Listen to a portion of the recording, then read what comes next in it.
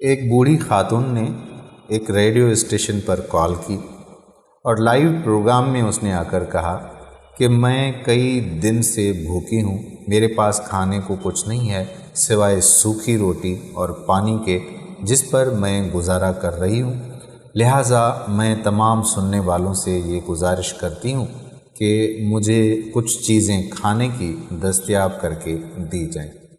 ایک منکر خدا جو کہ پروگرام کو سن رہا تھا، اسے شرارت سوجھی کہ کیوں نہ اس کے ساتھ کوئی مذاق کیا جائے۔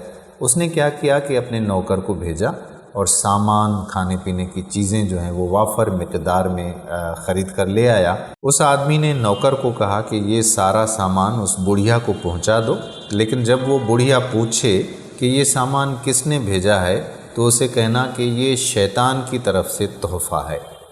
ملازم نے ریڈیو اسٹیشن کال کی اور وہاں سے اس بڑھیا کا ایڈریس لے لیا اور اس کے گھر پہنچا۔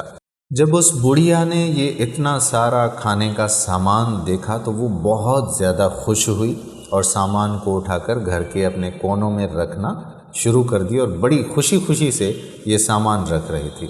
نوکر سے پوچھا تک نہیں کہ یہ سامان کس نے بھیجا ہے۔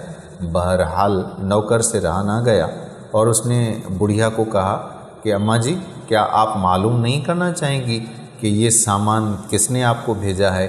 یہ سن کر وہ بڑھیا بولنے لگی کہ بیٹا، مجھے اس کی کوئی پرواہ نہیں کہ یہ سامان کس نے بھیجا ہے، لیکن مجھے یہ پتہ ہے کہ جب رب کریم کا حکم ہوتا ہے تو شیطان بھی اس کی تعمیل کرتا ہے۔ امید کرتے ہیں کہ ہماری آج کی ویڈیو بھی آپ کو ضرور پسند آئی ہوگی۔ کمنٹس ضرور کیجیے گا۔